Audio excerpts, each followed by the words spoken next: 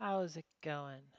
Hi, how's it going? Happy Tuesday, everyone. So I'm going to be doing some coding today. Today we are going to be hacking around on playing with animated GIFs in Google Cloud Functions.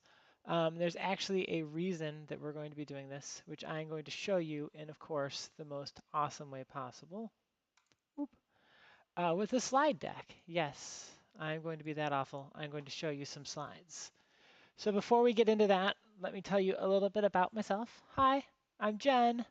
I'm a developer advocate at Google. That means I get paid to hack around on this kind of stuff and do silly things like stream coding on Twitch. Today, we are going to be working on this thing. So the background is we have a really cool demo that we built that involves using like 19 Android phones and silly props. And what it does is it uses a bunch of features of Google's cloud computing stuff to make one of these cool bullet time GIFs, like that movie, The Matrix, except with more beach balls and funny hats. And if you want to learn more about it, there's a Twitter feed that has all of the GIFs that we did in the past. And it's a really great and fun demo, but we built it a few years ago, and it has a lot of complexity. And a lot of complexity means that things break sometimes and it requires more maintenance than we want to have from a demo. But times have changed and new technology has become available, and now we have opportunity to start rebuilding it or replacing some of those nastier, more complicated components with more modern, awesome stuff.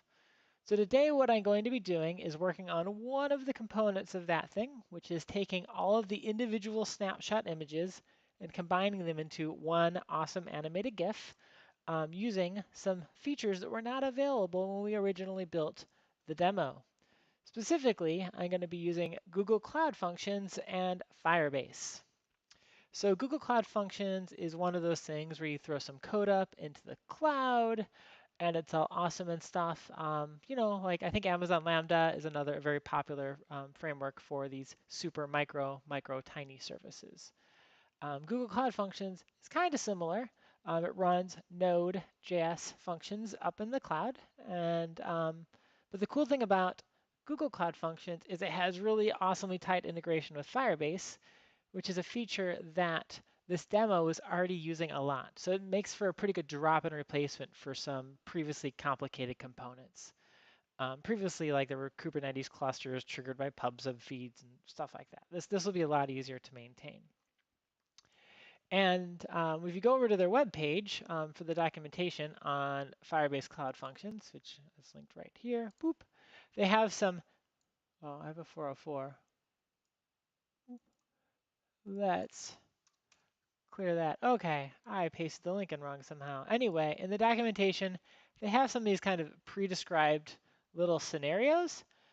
And one of them is about taking a mobile app and adding a bunch of making thumbnails of the images so you can put it back into your mobile app smaller and save bandwidth for all your users. What we're going to be doing is very similar to that, except instead of downloading images and converting them to thumbnails, we are going to convert a bunch of images to an animated GIF and then shove it back into Firebase so they can get distributed to all the other devices. Or in the case of Cloud Spin, it's not going back to the phones that took the picture. It's actually going to like a big old dashboard that you can see the shared thing on.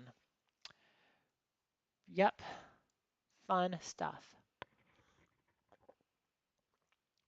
Anyway, let's get these slides out of the way and get into the coding. So the approach I'm going to kind of take, I'm actually going to make a new slide to kind of make a little to-do list for the day. Here's kind of the stuff I'm going to do today. Stuff today to do, yay. Okay. I'm going to go through this in kind of an incremental fashion. As I say on my channel description, I usually enter these streams having no idea what I'm actually going to, or actually how I'm I don't have a full understanding of how I'm going to build what I'm going to be building today. That is completely true today, even though today is my first stream. So I've played around a little bit with ImageMagick. Like a lot of that was historical knowledge, but my knowledge is pretty limited about how to tie it up into a node.js function and then how to deploy that to Cloud Functions and how to trigger it from the storage systems that are currently being used and all that stuff. So I'm going to be spending a lot of time tinkering around. And as a result, we're going to kind of take a layered approach to this. The first thing we're going to do is figure out how to make gifs on the command line. Because ImageMagick is by its nature like a C program, and often the way you bind to it is by launching a process, which like is a little bit crazy, but it's the best way we've found as software engineers. So whenever you're dealing with one of these things, it's like an external library, and you might actually be launching a process to use it. A good thing to do is just tinker around with that thing directly, because ImageMagick is written in C and it's packaged up in an executable that I can run on my laptop. So first, we're going to make sure that we can hack up some images, some animated GIFs that looks efficient, figure out the parameters we're going to send to ImageMagick. We're going to do that directly on the command line. Then we're going to notify it. So we're going to take, move, do that thing from node.js. We're going to take the stuff we did in the first step, and we're going to do it in node.js. And I am a stickler. I'm actually going to change these to numbers. Oh my God. Isn't that crazy? I know, I'm a mad woman. Okay, so once we have that working from node.js, then we can start tying in the other components. So I want to be able to get all this stuff from Google Cloud Storage, which is where CloudSpin currently stashes all of its images. It actually generates a lot of data. Each one of those bullet times is like hundreds of megs of data. So it stashes them in a storage bucket. Get the source images from store. No. And then once we are done getting them from the storage bucket and we can create it and we can dump it out in the command line, then we're going to put the GIF back in a bucket. Okay. So at this point, we'll have a Node.js script that we can run on the command line. It'll go out to a bucket on Google Cloud Platform, slurp up a bunch of images, and then make them into a GIF, and then stash them up into a different bucket. Which is great and all, but I'm not going to be sitting at my computer typing while I use this demo in production. I need it to trigger from the little cameras that actually CloudSpin uses. So, and they're using Firebase's real-time database, which is one of my favorite things to do for little hacky projects. It's a great piece of software for hacking around and stuff. Anyway, we want this function to trigger from an event in the real-time database. And then we want when it's done, we want to be able to push an event back out to the real-time database also. So wire up to real-time database. I think Firebase team actually uses one word because branding. So this is the detailed plan for today. I think we'll get through a couple of the steps, but some of this might have to wait for a future day of streaming. And of course, while I am coding along, please feel free to ask questions. The reason I'm streaming is because coding is lonely otherwise, and I'm kind of an extrovert. So if you have any questions, if you have any suggestions, if I'm doing something wrong, or if you just have any general advice, please drop me a ping in the chat. I would love to hear from you. Anyway, let's get going. So I'm going to drag this off to that second monitor, which I don't want to look at. And then we're going to bring up my handy dandy terminal. Okay. So here we are. We are on my computer. Miming, that's me. Boop. And I have a few pictures here that I grabbed from one of the animated GIFs on the Twitter feed using the most sophisticated tool ever. I took a bunch of screen caps. And there's just a few of them. But what I want to do is I want to take these and make them into an animated GIF. I have 4 JPEGs. They're of different sizes. I'm curious to see what ImageMagick makes of this. So they're in the directory right now. I have ImageMagick installed, which has the magic command. And I've already tinkered around with this a little bit, but I didn't take any notes because I'm a derp face. So we are going to take a look at what I have been up to. And it looks like this is the last command I ran other than like the help screen. So it's probably a good starting point. So the way this works is I'm running ImageMagick, and then I'm running the converter tool that's built into ImageMagick. And that's how I'm going to kind of like, you can use it to convert from one image to another, but it is also the thing you use to build animated GIFs out of other image assets. Yay! And then what you do is you feed it frames one at a time, or in batches. And I want something a little bit different about this animated GIF. I want it to pause at the beginning and end. So what you do here is you tell it the delay, and you tell it how many ticks per second, I think it is. So this one, I believe, will delay for 2 seconds, displaying the first image, which is not named right. Let's take a look. There are jump 1 through 4. So we're going to paste that command back in. Boop. And we're going to change the CS ones to jump. I had VI bindings on my terminal at one point. And I stopped using it because it was torturing people around. So I'm going to be fumbling around on my terminal because I don't have VI bindings there anymore. I apologize. Okay, so our first frame, jump 0, 1, we're going to pause it for a double frame. 2 whole seconds. Then 1 second for 5 frames. We are going to do the other ones, which is actually only 2 frames. So it's going to do 1 by 5 means it's going to do 200 milliseconds each. So jump 2 and 3, and then we're going to wait for 2 seconds at the very end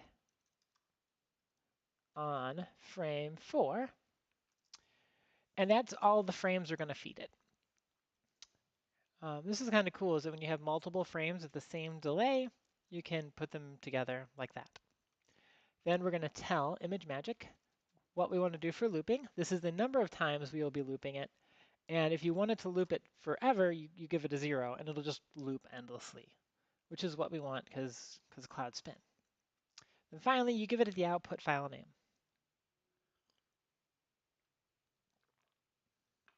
And let's give that a kick. Boop. We ran it, and hey, there's a GIF. It's actually enormous, but I'm actually impressed this worked because those images are all different sizes because I just use like the kind of hand manual lasso to grab them. And oh my gosh, it looks like it built a GIF. Preview broke it up into 4 frames, and it did its best to kind of crop them together. I think it picked the largest frame and then stuck all the other ones on the inside. So let's bring it up in folder, and let's use the preview tool, which should actually go through the animation. And hey, I think the opening frame is a little bit long.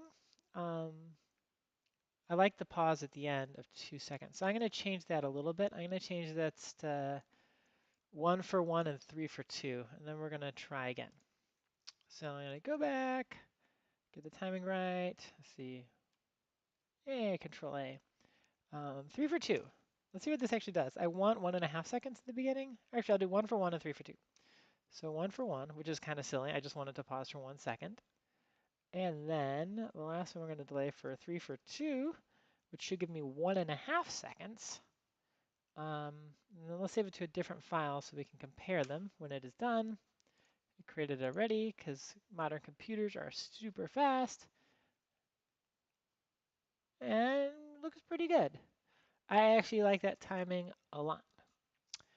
But I like to actually understand things, so I'm going to tinker around a little more. 1 for 1 seems like a completely ridiculous thing to say. What if I just say 1? Do I get the same result? No. No, you do not. 1 means some other kind of check. We can dig into that with Photoshop. Let's see what that 1 actually did. So I'm going to do something I should never do. Open up a RAM-hungry program. Cannot be used as a file format could not be parsed. That's a little weird. Let's. Apparently, not only did it make a it made a GIF that Photoshop can't open. That's a little distressing, but we'll deal with that later. Let's see if something else can open it. So Photoshop got grumpy. What if I open it up in Chrome? Chrome seems okay with it. Okay, so Photoshop is angry for some reason. We'll add that to the to-do list. Stuff to do today. We'll add that to the very end. Figure out why Photoshop hates our GIFs. Faces. Double sad face. I have no idea why. I've never had trouble like kind of doing an investigation on a GIF with it. But I think ImageMagick can actually give me dump a bunch of info on a GIF too. And I really want to understand what's happening here. So we are going to go onto that sidebar and we're going to find out why that is not working. So I'm going to open up a new browser window. Yeah, you're going to see this happen a lot. Image, magic, info. I want the details of it. Way to get image info from ImageMagick. From the official forums, because you know, forums are, of course, a wonderful way to find information if you want to spin through 30 pages of stuff. But this one from 2008 gets right to the point. I should have just tried that. The command is identify. Let's give it a spin. And identify. If I remember right. Oh, cool. It tells us. And apparently when you just give it 1, that frame is displayed for the minimum amount of time possible. Oh no, wait, I don't really know what this column means. I was assuming this was like how long it was displaying it, but that's not the case. Let's get the verbose dump. Oh my gosh, that is a lot of information. So is there anything in here about, oh wow, it includes all of the pixels of the GIF, because, oh no, color map entries. So that's the palette info and the histogram. Oh wow, it gives you all sorts of useful detailed information. I was afraid it had like dumped out the GIF in PPM format or something, which is silly. Elapsed times, that's what we want. So from the first one, we got, no, I don't know if that's what I wanted either. I think that's the amount of time it took to do the analysis. So how do we figure out how long each frame runs for? Delay. So elapsed was actually the time it took the analysis script to analyze my image, which is not what I wanted. And apparently what we've discovered is the GIF images, at least those created by ImageMagick, everything is a ratio of 100. So it's doing some arithmetic on the thing I pass in and breaking down into some number of frames per 100. So what I expect to find is that that 1 that was just naked is 1/100th of a minute. My gut says that that's a minute long. No, wait, that's a second. So this is 200 milliseconds. That's 1.5 seconds. So that's 100th of a second. So it tries to play it for 1 millisecond. Okay. So that was a little bit of an interesting sidebar, but now we've learned that a little bit more about what this thing actually means. So let's test this hypothesis.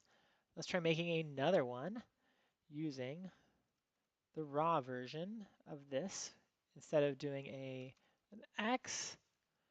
Let's just do it the way I wanted to do it before. Okay.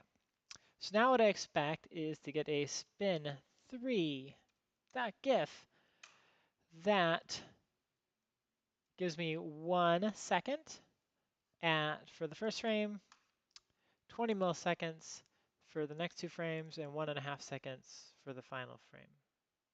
Or 20 milliseconds, a fifth of a second, hundredths of a second, centiseconds. Okay, some weird unit. Let's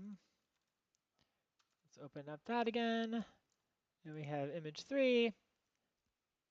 Looks like it behaves right. Okay, so that's about the timing I expected. Let's get a verbose stump of that. Verbose. And we have spin3.gif. And it gave us way too much information, but we can use grep to pare that down. Now, if you're not familiar with what grep does, it just kind of filters out, and it's looking for this thing in each line. So it's a way to filter through lines when you're playing around on the terminal. It is one of the amazing POSIX tools that's a little bit different on every Linux, Mac OS, BSD platform. But grep will be anywhere you have like a shell that's like not Windows command. You're going to have some kind of grep command. I'm sure there's something like it in PowerShell. And it worked. So we got the image the way we wanted to. I don't know if that knowledge will actually be useful, but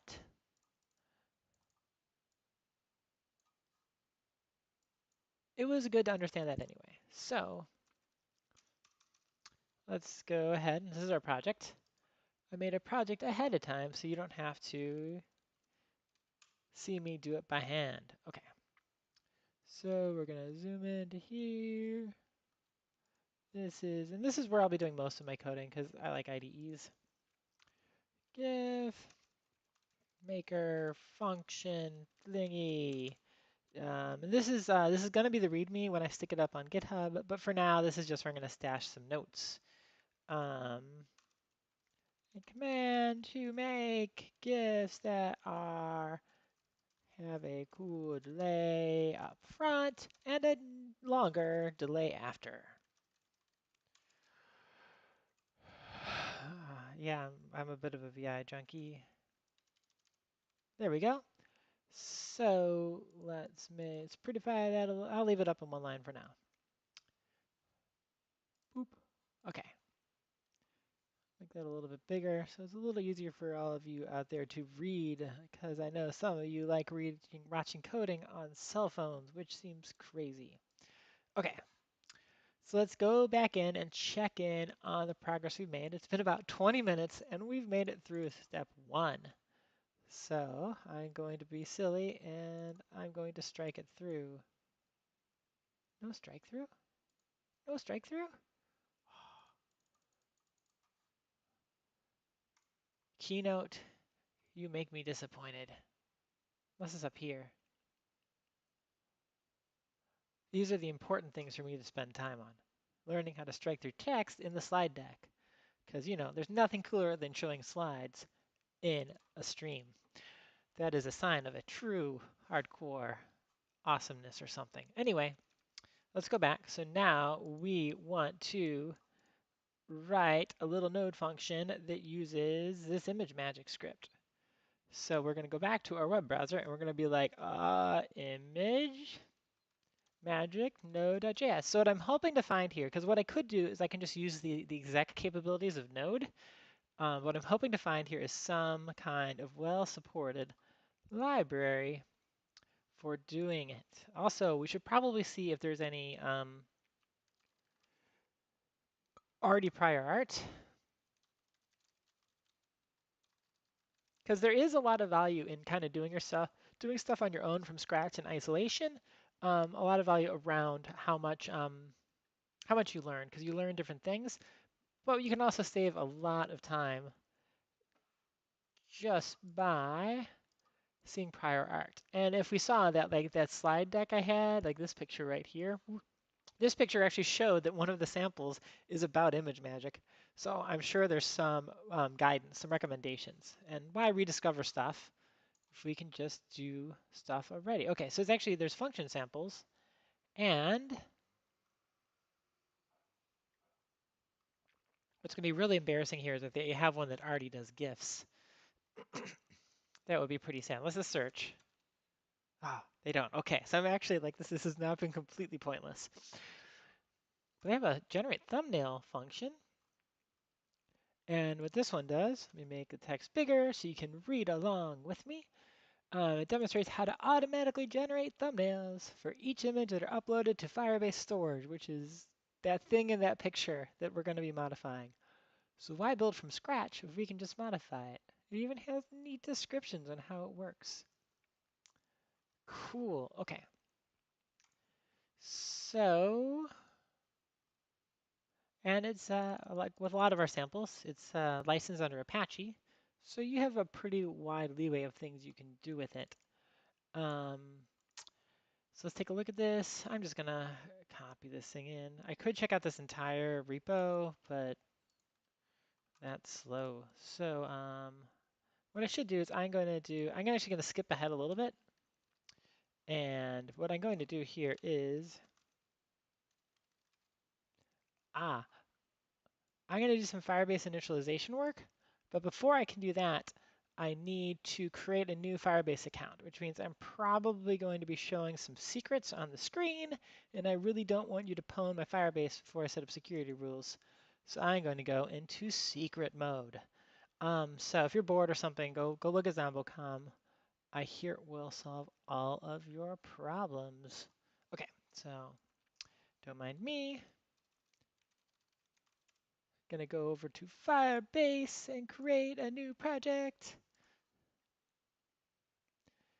which is not very exciting. It's actually just a few clicks. Actually, I'm gonna switch back to the live view until a secret comes up. So I'm going to, hey, this is new, explore a demo project. I don't want to go that far off. So these have to be globally unique because they're part of your subdomain. And I will call it Gifiator.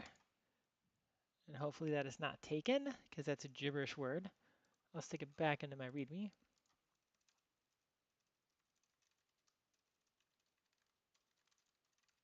Using Firebase project Gifiator. It's going to spin for a bit and create me a new project. And we're actually going to be using a couple different features, actually 3. We're going to be using database, storage, and functions eventually. But at the beginning, I just want to run some functions. So we are going to get started. Okay, this is definitely where the secrets are going to come up, because the next thing I'm going to do is go to Firebase, and I'm going to be authenticating. So I already downloaded all the command line tools, which is how you do a lot of the stuff with Cloud Functions, and they're currently authenticated to one of my other demo accounts, and I don't want to leak all that stuff out. So I'm going to hide again. And I'm going to log out of this account and log into the account that you all know, or will know once I leak it out as part of this stream. So it is an account that exists for nothing but streaming on Twitch. Shocking, I know. Okay, so I'm going to log in. Going to allow it to get anonymous usage. Going to authenticate. Going to show, give it a bunch of permissions. I would to allow it to do those things. Okay.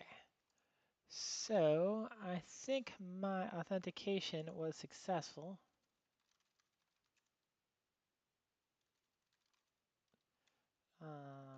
Info.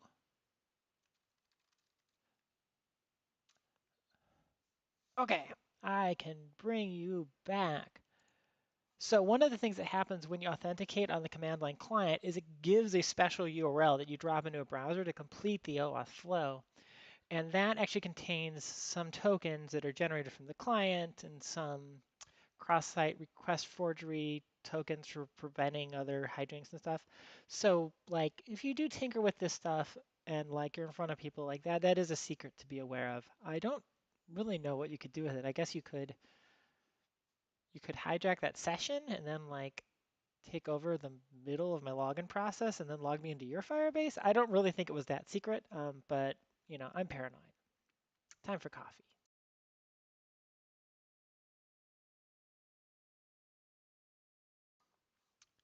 So we have the GIF function. We are going to deploy all three. No, we don't need hosting. We need database and functions because eventually we're going to be using the database. So we might as well deploy it now. Otherwise, we're going to have to go in and hack a file instead of using this handy dandy beautiful tool with these like fire things lined up and stuff. If you've ever tried to line up fire emoji in a terminal, you know that is tricky. Somebody probably spent an hour on that word up there. We're going to use a default project, Giffiator, and then we're just going to select all the defaults for the rest of this. I'm actually going to make this a little bit bigger for easier seeing. I forgot to. There we go. Okay. Do I want to install dependencies with npm now? Of course I do, because I'm going to be using npm because I need to bind ImageMagick.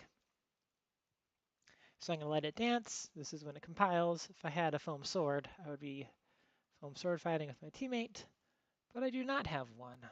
So I'll do the dependency compiling dance.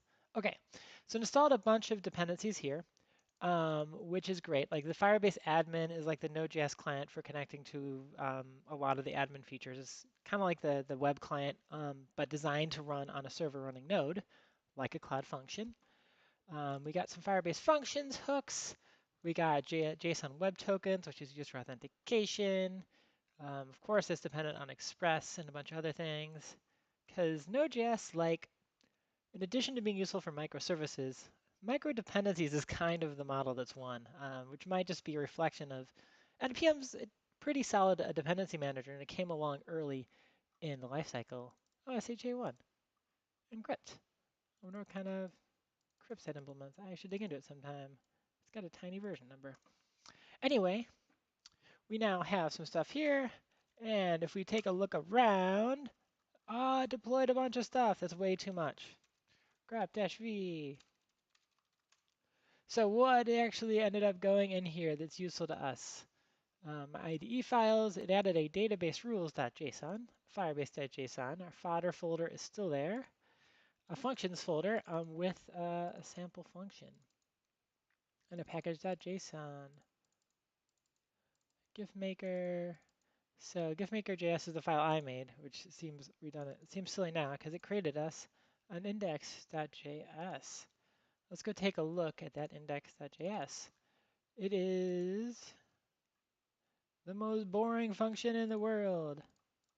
Let's deploy it to make sure everything's working. Boop. And this is a webhook cloud function. So like the function has a name. Oh, I need to change this to use ECMAScript 6. Okay. Because right now it's using an older version of JavaScript for the little warnings and stuff. So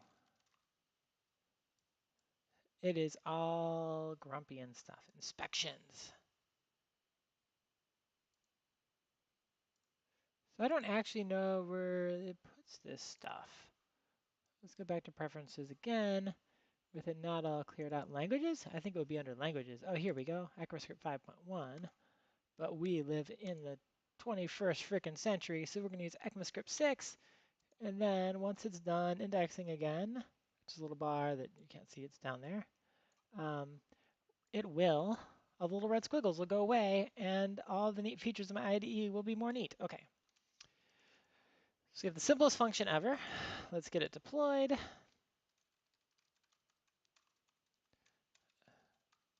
If I could only type, this would be so much easier. Oh, let me mute while I take a sip of coffee, because I know some people are triggered by drinking sounds.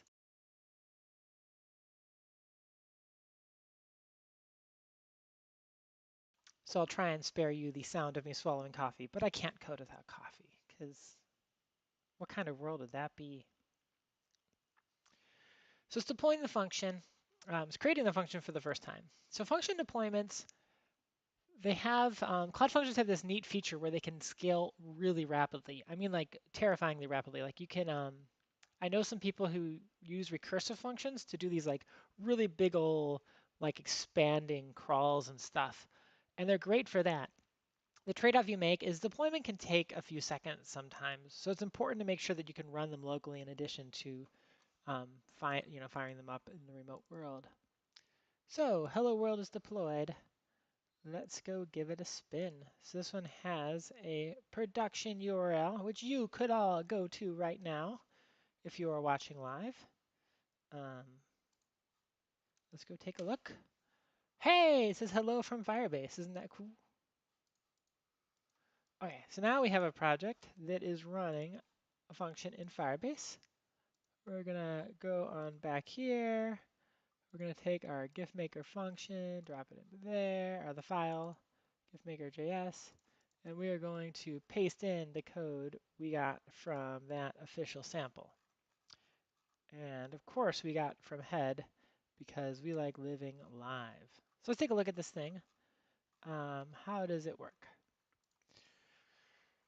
So going through this file, it has thumbnail dimensions, a prefix, has a generate thumbnail that triggers on a storage event. This one triggers on something happening in cloud storage, our Firebase, cloud storage for Firebase. And when it sees a change to that object, so basically when something gets written to that bucket, it's going to run all this code. It starts by getting a bunch of paths. And this is a common pattern you see on Cloud Functions that trigger from storage is like you can't, like the selector, like the trigger is actually a pretty broad trigger. Like it's objects getting rid of the bucket. And you might be using the same bucket for thumbnails as source images. So what you do is you kind of add a bunch of short circuits, and that's what's up here. It's a bunch of short circuits for like not trying to make a thumbnail on a deletion event or an already a thumbnail or not an image, stuff like that. Okay, so once those are done, it's actually doing the work. So it's going through and it's getting out the bucket, it's getting the file, and it's getting the, well, this is the file for the bucket, and this is a projected file for the thumbnail because this is a temporary file. This is a file name that's generated. Yeah, this is a file name that's generated from the thumbnail prefix. So this is a temporary file handle that's generated. Okay, I'm gonna make this a little bit, let's just get rid of the little selector so we can poke around in here and have it not wrap as much. And it's generating a thumbnail using the convert command, and it's just spawning a process. So they're not using any weird library binding, they're literally just spawning a process. Which I was hoping there was a cleaner way to do, but it is a completely reasonable way to use ImageMagick, as dirty as it feels, especially for somebody who's done a lot of JavaScript in the past. But most of this file is actually like, oh, it's actually pretty short. It's handling like storage events and stuff like that. So we want our function to work a little bit different, but we've learned a lot from this already. We've learned that the recommendation, at least from the Firebase, the people whoever wrote those official Firebase samples, is to just use spawn, because it's not that kludgy. I don't think this is actually like we're only running one ImageMagick command. I think this is a completely reasonable decision to make. Because one of the reasons to use some of those fancy wrappers is if you're doing a whole bunch of commands, it can make your software a little bit less brittle, and it can also make the code a little more compact and easier to read. Because these spawn commands, like, they're not idiomatic JavaScript, let's say. But the other thing is like this spawn is asynchronous, so they're using promises. Not a huge surprise. Okay, so we're going to go back over to here, and we're going to rename this file to like thumbnailer or something, which is under refactor.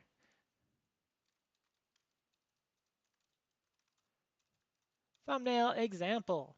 And we're calling it thumbnail example because that's exactly what it is. It's example of the thumbnail that they gave us, the Firebase sample writers. So we're going to go create our own function. And I just want it to trigger when it runs. So, your thumbnail, and this is an on-change event. Okay, so we'll wire that up in a sec, but I need some swig of coffee because it's coffee o'clock.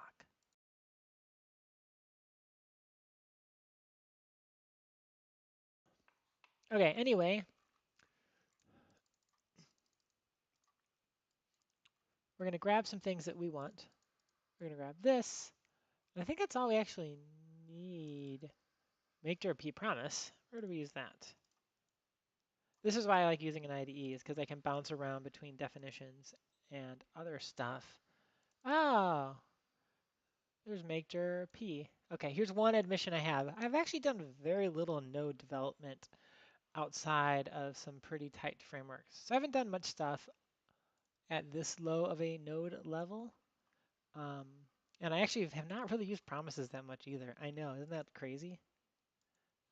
Like when I write a web app, sometimes I still whip out jQuery, even though like, yeah, I'm one of those dinosaurs.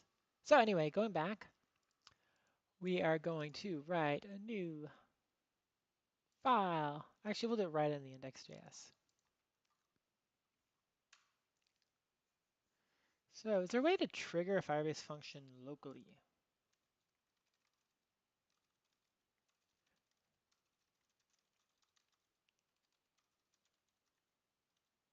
So the last time I tinkered with this was when they were very young, and I actually had to jump through some hoops to do kind of like my own local development environment.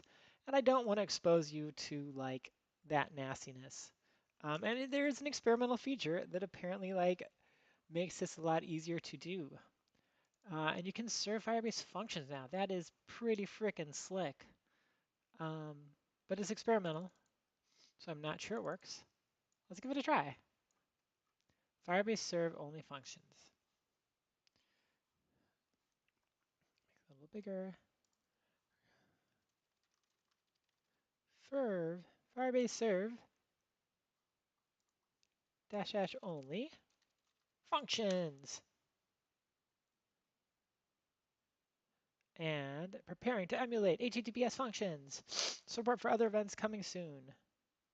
Neat. And it actually builds a local.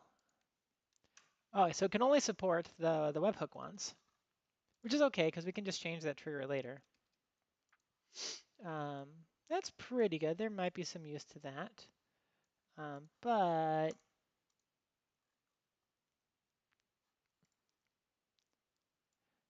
here's where it gets embarrassing. But you should never be embarrassed because you are not your code.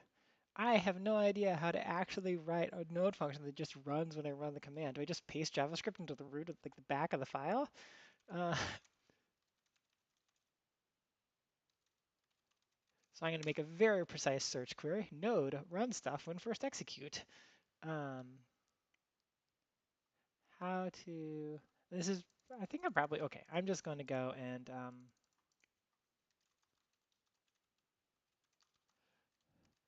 I'm just going to do the silly thing and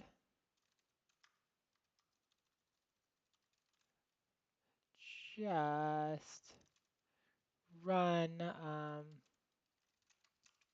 just stick console command in here. So I assume this might not be the best pattern, but I'm going to package it up anyway. And the first rule is get it working before you try and make it good. So, hey, okay, so I can just stick some code in the back. Exports dot equals function.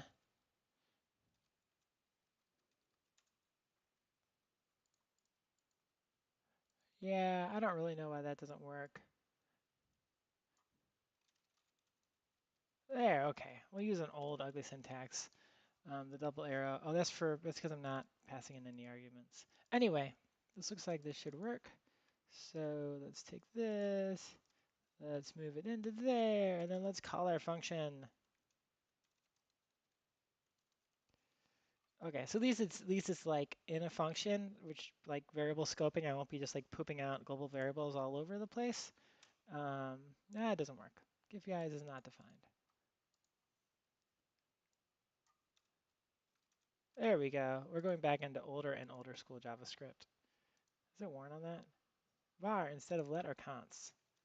Okay. Yeah, this just shows you how much ECMAScript 6 I have done. Okay.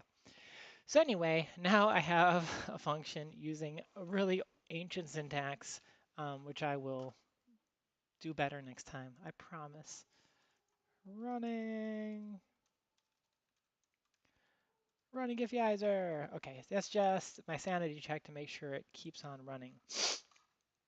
Next up, we're going to go get that process spawner from that example we downloaded from GitHub, because GitHub is a great place to get examples when you can't find it on Stack Overflow, right? And where does path get used? A bunch of places.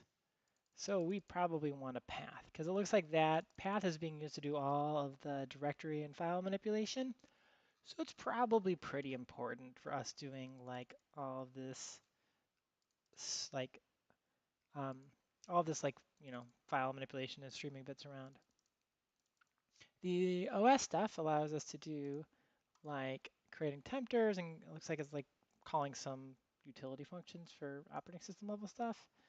And this FS one is unlike sync. Is that all it does? I don't really know what that is. Once image has been deleted, delete the local files. Oh, that is deleting the temporary files, which is a very bizarre name. Why is it called that? Let's understand. Let's go find out. Why is it called unlike sync? So obviously FS stands for file system. And then unlike sync. Okay, so I imagine this is an asynchronous version and this is a synchronous version. So sync is not referring to anything on the file system. It's just, it says it's a synchronous execution, which is dangerous, but we're doing this in a chain of promises anyway, so it's okay to run the synchronous. And then unlink is just another word for delete. What is the history behind that? I mean, I guess you're just deleting the metadata from the file system metadata place, wherever the file system stores the location of the file.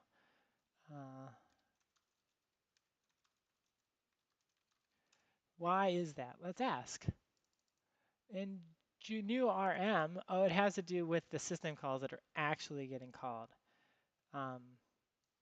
What's the difference between delete and unlink in PHP? Oh my gosh, we're way down in the bowels of the internet now. Oh no, this links to it. W3 schools. So my suspicion is that it's called unlink because of the name of some system call, and the delete is just what we humans call it, because it's actually like the way file systems work. It's actually just deleting metadata, so the data is usually still on the disk. Okay, so that rabbit hole has now been paved over slightly. Let's get to more coding.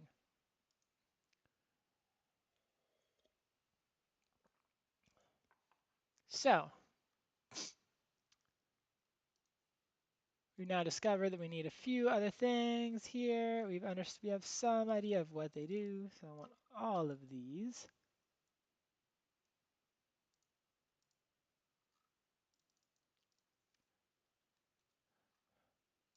I'm going to get rid of the duplicate up there. We probably want this make dir promise.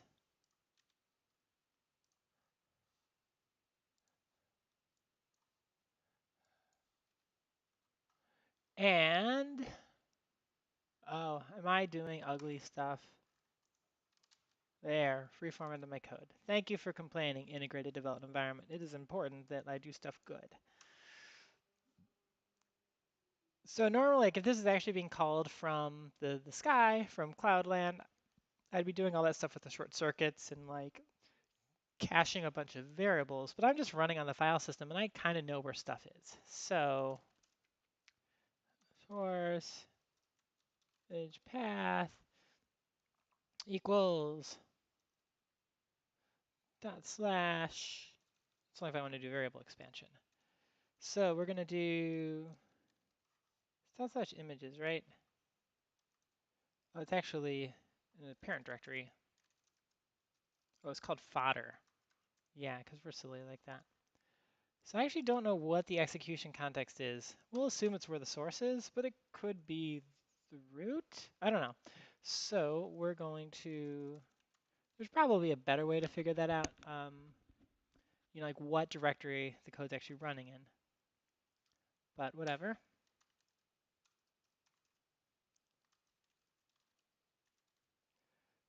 So actually, I'm not even going to be doing a relative path. No, actually, I will.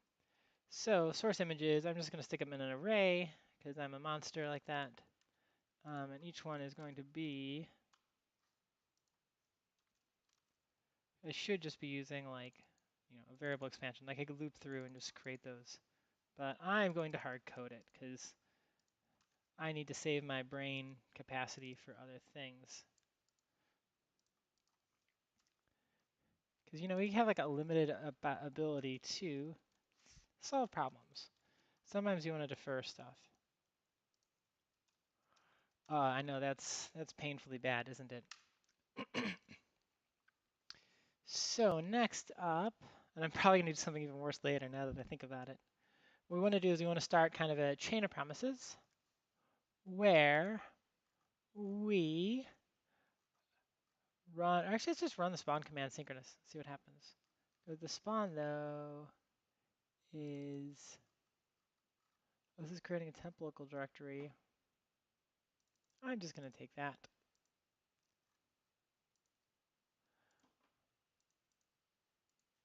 I'm just going to take this whole promise.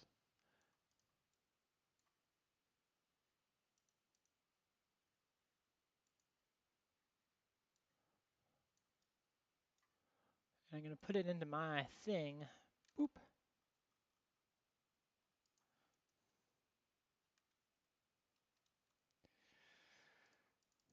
So this is downloading from the bucket. File.download. Oh, so this is actually synchronously, it's making the directory and it's downloading all the data. I don't think we actually need that. But we still need an output directory. Oh, we'll just take the output directory there. Okay, so I'm gonna get rid of this for now. We're just gonna do the spawn.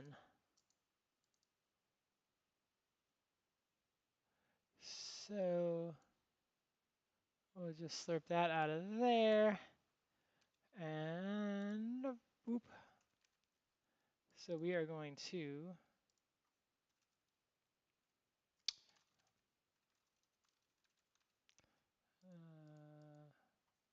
equals a.gif. We're going to save it in a.gif because why not? And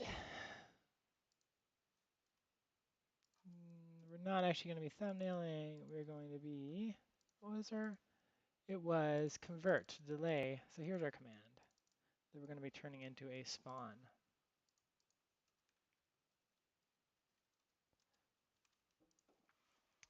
So we're running the convert. And then you pass it a big old array of other stuff. So this is the input file. Oh, okay, and that's the output file. Okay, I'm going to do this even cruder. I'm not even going to use any of these variables for now. I'm just going to try running the spawn and see what happens.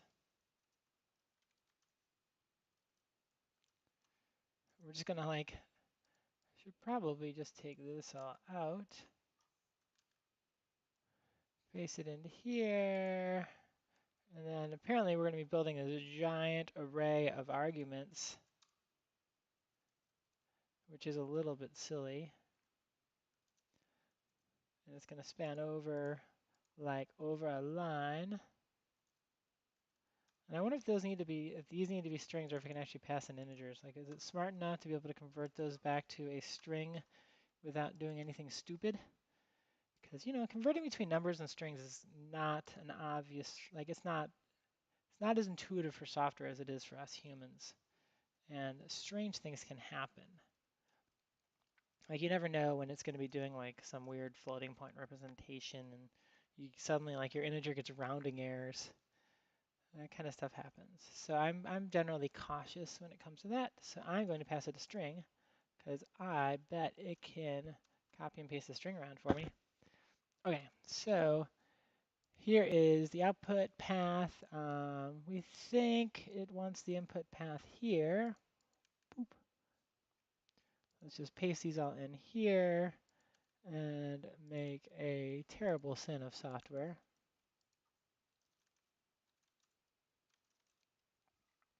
We have nuked those.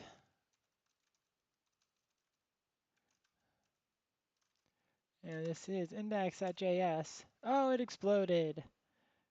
Cannot find module child process promise. npm sol dash save. Because I didn't install these node modules yet.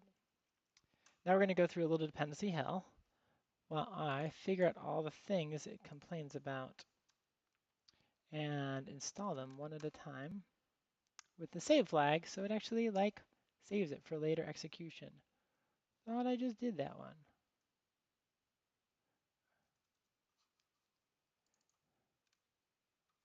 No, I did not. Hey!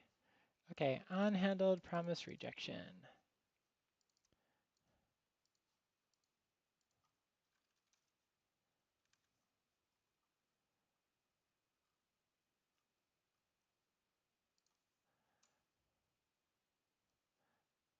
Unhandled promise rejection warning. Unhandled promise rejection. Rejection ID 1.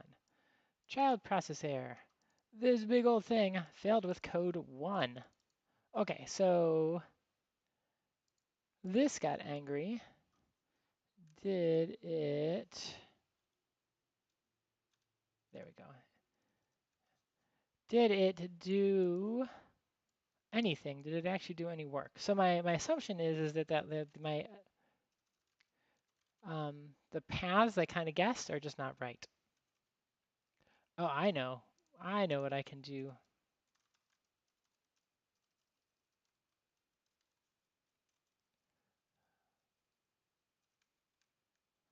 Let's just play around a little bit with spawn. I am going to do something terrible. So going back over to my little execution terminal. Running gifyizer. Okay, so it ran spawn pwb.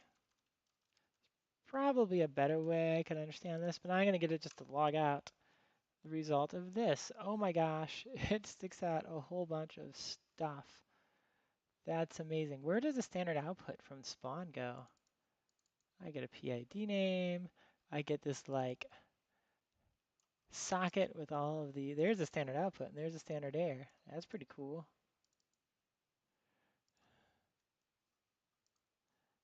So how do I look at that? Node.js spawn, print standard output. Node.js spawn child process got terminated.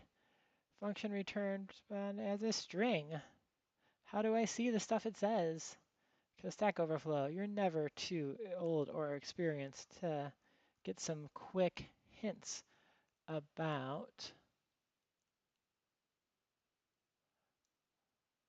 solving problems. So this one is requiring it, and then it is running the command.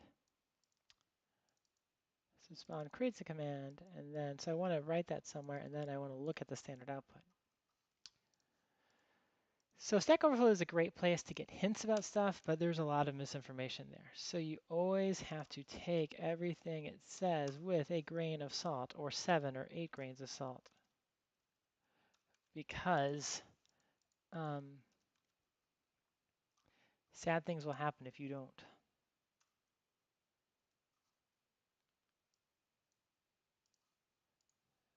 Can't read pipe of undefined. Command at standard out that pipe. You browse in more and just print the result. Let's just try logging it. So, okay, so what this does, it takes it, this is my process, I assume, which is there. Okay, so command run, callback. Oh, they're writing their own thing that prints the standard output, or they're trying to. Let's take a peek. Oh my gosh, another Stack Overflow, which is basically the same question as the last one. Console.log, standard out, data.toString. What is data? Data is, okay. And what if we just console.log this? It's gonna give me that. This is just gonna give me that. Okay, so where does the process actually get defined in this? Is that process me?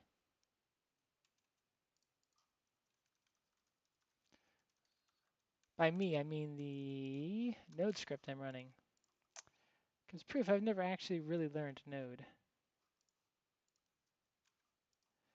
So we're going to take a peek. Oh yeah, it is. Okay, so it's some variable that is instantiated before my function gets executed.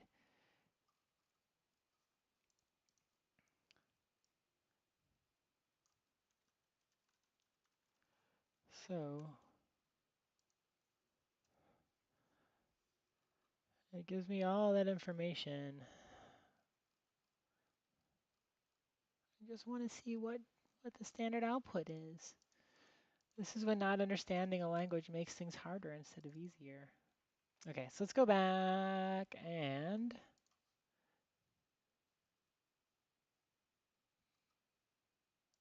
oh, okay, so apparently this is, again, Stack Overflow is not as useful because some of that information is too old. And this is not unusual at all. So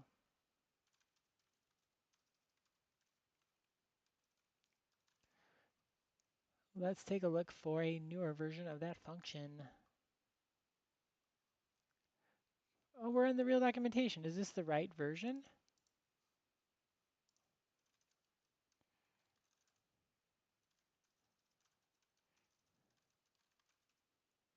6.11.1. I'm trying to update my Node. I don't even know what version of Node is popular right now. 0.1.1. Documentation. Oh, long-term support. Okay. That makes sense. Okay, so let's go look at spawn.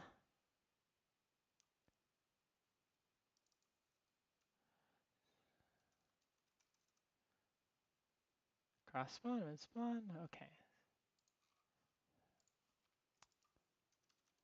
Because what I want is that documentation from that doc page we just found for the newer version, but for the version I have, that long-term support version I'm using. So long-term support API docs. Oh, cool. Child processes. Okay, so we're actually going to RTFM, which is sad. Okay, so what does spawn do versus exec? What does exec do? It will run the command with comma-separated arguments. You can set a timeout, you can set a skill signal, and you can give it a callback. That's cool. Spawn a shell that executes a command within that shell, buffering any generated output. Never pass unsanitized parameters to a function. This is great advice because this is what's called a shell injection vulnerability, which can make the world sad. Okay. So, oh, this documentation is wonderful. I forgot that Node has great docs. What does exec file do? The path I named the file executable to run. So it runs just a file instead of an arbitrary command. Oh, it does not spawn a shell. Rather, it is spawned directly as a new process, making it slightly more efficient. Cool. Fork is for forking processes. What about spawn? It spawns a new process with a given command. The command line argues, if omitted, args defaults to an empty array. If the shell option is enabled, do not pass unsanitized user input. Of course, thank you for the warning again. Shell injections are terrible and can cause you all sorts of sadness in the world. So these are how the defaults work, and here is a brief example of how to use it. So let's copy and paste this. I guess copying and pasting is a wonderful way to understand, as I now take one step back after another to regain my fundamental understanding of these tools I'm using, especially a tool as dangerous as this, before I move on to actually trying to write software with it. At least want to get some crude understanding. Cannot read property on of undefined. Why can you not read property on of undefined? PWD tells me stuff. Oh, let's hope it's not going to leak out anything too nasty. Let's run it again. Hey! Okay, so it's not my PWD command that is causing that error. Because usually if you just take one of the samples and paste it in, it's probably going to work okay. So 33 ls, which is the name of my spawn process, so standard out on. Okay, so I'm creating something that's listening for that data coming through. I'm printing that out, doing a variable expansion with that data,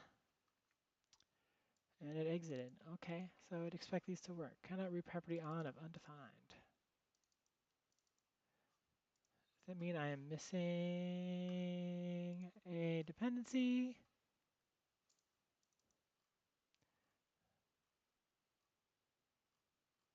Oh, here it actually tells me what the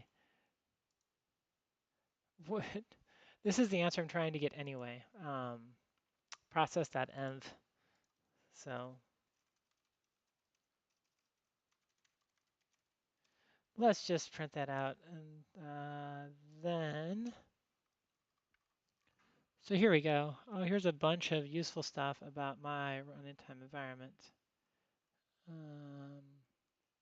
It's all the different environment versions. I don't know if I want that all to be out there right now. So that's not what I want. That might have the local path, but I'm curious about this. So, node printing standard output. We're moving back even further in that stack of understanding. Process.standard out. Process standard out property returns a stream. It's just writing out.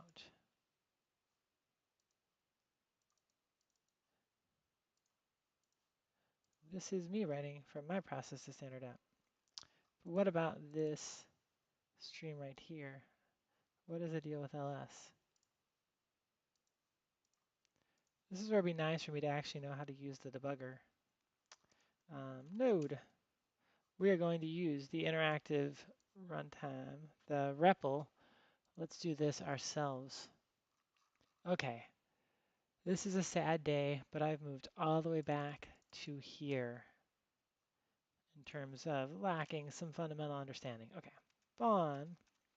And what these interactive environments do is they're great places to tinker around with how this stuff, so you can actually take a look at it as it executes. You can step through the code. Like a step through debugger is also pretty useful, but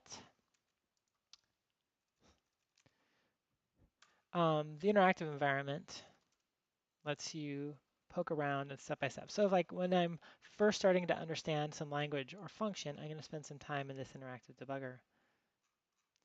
And now what I would expect is ls dot, there is no standard out. Let's take a look at ls. Okay, so there's a standard IO, which has 3 different objects in it.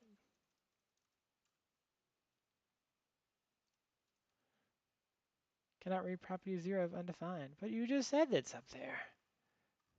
The standard IO is part of standard error, standard out. Oh. Yep. What am I doing wrong? Something simple, I am sure. Okay, so there's a child process, ls.child process.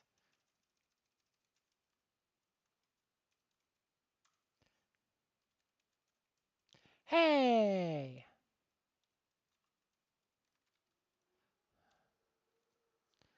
Let's see, and then create a new function. We're just going to put this thing in.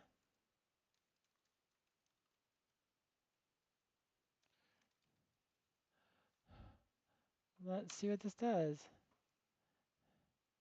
That ran some code or something. That on. So we've created that. Okay. So apparently this might have been missing. I don't know why. So this is either an error in the docs or some gross assumption I have made wrong. Hey, it does stuff. Okay, that's a little bit less horrifying. Wow, we spent a lot of time on that, a lot more time than I expected. So I'm actually going to be wrapping up for today. We reached the point where I've now learned a little bit about process spawning in Node. And let's go back to our handy dandy list. We figured out how to make gifs on the command line, and that was very successful and satisfying and went through very quickly. Then we spent the rest of the entire stream on do that thing from node.js. And this turned out to be a lot harder than I thought, mostly because I overestimated how much I knew about Node, which as it turns out, I have to admit, is very little. But we made some progress towards the end. We were able to get the pwd command to print the standard output to the terminal. We still have a bunch of other steps to do. So it looks like this project is probably going to take a little bit longer, although I expect these steps to go a little faster because honestly, I have a lot of experience with real-time database and storage backends, just not from Node. Oh, and then we have this new task that hopped on, which is find out why Photoshop hates our GIFs. So we'll be doing this in a future stream. But for now, I'm going to be signing out. So if you watch the stream, thank you so much. As I mentioned a couple times, this is the first time I've ever streamed coding. I hope it was not too unbearable. I am still learning. And you know what Jake the dog always said is that the first step, that being terrible at something is the first step of being kind of okay at something, which is especially true of something like this, because like it's my first stream, so I actually did not bother to get like awesome equipment. So like I'm just wearing like a call center headset and stuff. So this will get better over time. I hope you check back later and for some future awesome stuff that happens. Maybe next Tuesday. Dun, dun, dun. Okay, so that's it. I am signing off for now. Thank you all very much for checking in. Bye. Okay, stream is stopped. Now I'm just finishing the recording.